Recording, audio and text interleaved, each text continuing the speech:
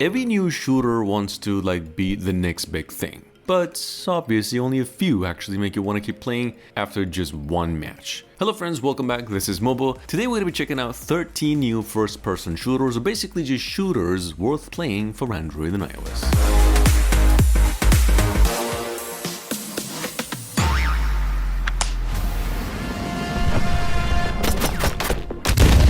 So first of all, coming in at number 1, we've got this thing called the Frontline 2042, which I'm not gonna lie, it did surprise me more than I usually see of this kind of game. At first, it really looks like it's another generic ripoff of a good shooter World War game, but once you're in a match, it actually captures Battlefield modern combat kind of vibe to it. Like, you're constantly running between different missions, discovering the map, trading bullets, you're getting blasted through another dimension. Pretty fast game without feeling brainless here. The gunplay is pretty satisfying and the progression gives you a reason to come back for more. And I don't know, if you've been waiting for another online military shooter that's just new, this is worth. It's a completely free-to-play game as well.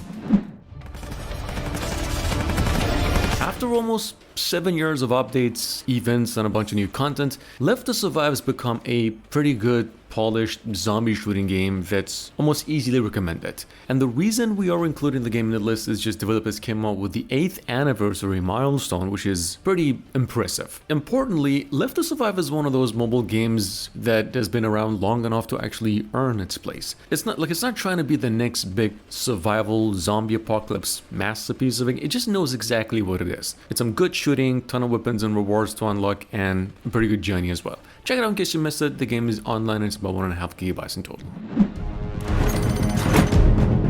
Rust is now officially launched in China, and you're not going to be needing a Chinese phone number or whatever. Unlike previous tests, anyone in those regions can just jump in without needing an invite. Just go ahead, look up Rust Mobile APK on Google search and choose the first link you see. That's it. The game Rust actually sits pretty close to the PC version. Like, you wake up with nothing, gather resources, build a base, craft weapons, trying to survive against others. Alternatively, you can actually also connect to a compatible VPN, use a Hong Kong server, download the game directly from the Play Store and just play it with the translator app. That also works as well.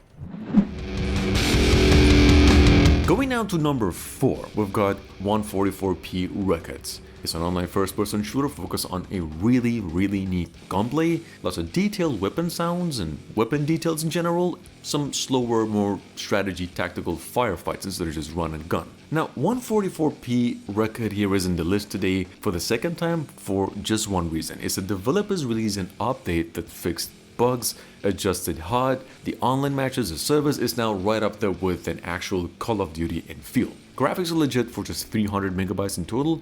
It's a free game, it's a tactical shooter beyond the usual big names that definitely worth at least a try if you're looking for a good shooter.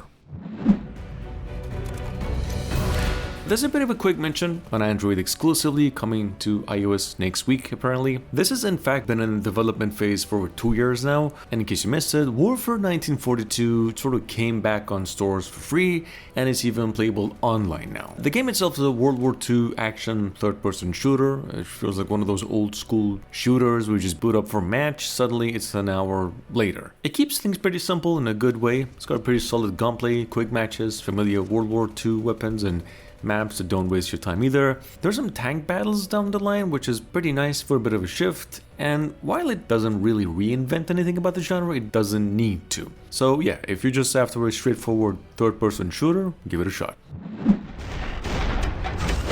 Drone Strike actually came out to Android a few days ago, and it is ridiculously good. Start to finish actually. Like, you're looking at the battlefields from 1,000 feet away, lighting up the targets, deciding who goes first, and watching the absolute mayhem unfolding a second later after your command. This is less about running and gunning and more about controlling the entire fight from above. If military shooters are your thing and you've ever wanted to play the support aircraft instead of the soldier, this one's definitely worth at least checking out. Welcome to the front line. The mission is simple. On second hands, we've got a solid war shooting game with actual depth, and it's called Middle Hunter. We're not controlling snipers, but these mounted weapons instead, locking on targets coming from air, sea, land, and all at once at times. Very reaction-based type of game, more about timing than movement. Enemies come in waves, and the game constantly pushes that, don't blink pressure where like one missed shot can simply snowball. Presentation is actually clean. Classic visuals, heavy audio feedback, lots of explosion punch with a pretty simple loop too, but really satisfying if you do like aim-focused shooters. Going down to number 8, we've got this thing here called Silent War, and it's an online game first of all. If you're one of those people that's still hunting for a solid first-person shooter to play with friends that ain't trying to copy Call of Duty every 5 seconds, this might be at least worth a look. You've got different soldier classes to choose from, custom loadouts, rank progression, even private lobbies if you want to mess around with friends. It's pretty early though, so don't expect the biggest shooter on mobile right now, but the first impressions are actually pretty decent. If the developers keep supporting it with updates, this could actually, quietly build up a loyal community over time, and personally give it a solid 8 out of 10. Alright, so here's the thing. Pixel Gun 3D has been around for years. Somehow it still manages to stay relevant. Before you skip this one, this is basically the definition of content overload. Hundreds of weapons, tons of mode, tons of game modes, battle royale, zombie survival, raids, clan wars, and just enough maps to keep things very interesting from start to end. The visuals might look simple, but the gameplay is surprisingly packed with a lot of personality. Whether you're coming back after being years away or trying it for the first time here, there's always a ridiculous amount of challenge that you can accomplish in this game. On another hand, we've got Modern Strike Online, which has been around for years, so finally seeing it get a fresh beta is actually pretty interesting. It still has that fast old school shooting FPS feel where matches are quick, movement snappy, you can jump into a game without committing half your day. The biggest question right now is whether this test can smooth out the balancing and matchmaking, because that's always been where Modern Strike stumbled. And yeah, it may not reinvent the genre or it being that type of action shooter, but for anyone who grew up playing mobile first-person shooters, it already feels familiar in just the right way. Pretty good game, it's available on Android right now. With over 100,000 downloads in just a day, straight up classic war, sniping first-person shooting energy done properly. You see, you're sent into these global war zones and told to be invisible, patient, and as best as you could, delete the enemies.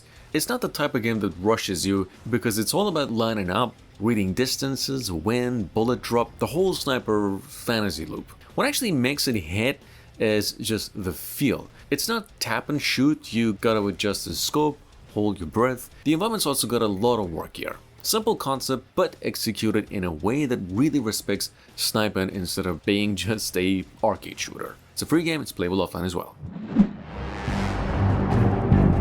Breach and Clear, it actually feels like a pocket-sized mix of Rainbow and XCOM, and even today in fact, there aren't many mobile games that scratch that same tactical itch twice a day. If you've never played either one of those or this one before, you're gonna be in for a treat. You spend a minute carefully planning a breach, everyone hits their position, you watch the mayhem unfold, 2 seconds later, the whole operation's gone completely sideways. Pretty tense game, really rewarding, maybe even one of the most satisfying tactical experiences you can actually play on mobile right now for free.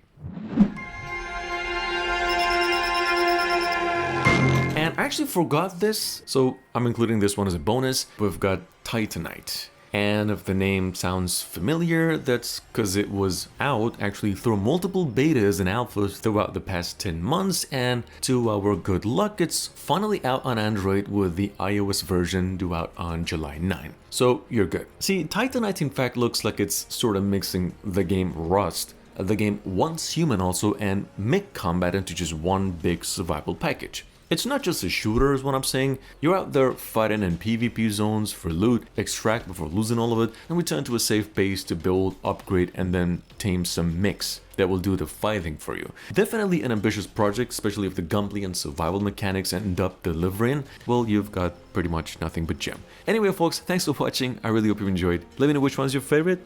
I'll see you again tomorrow.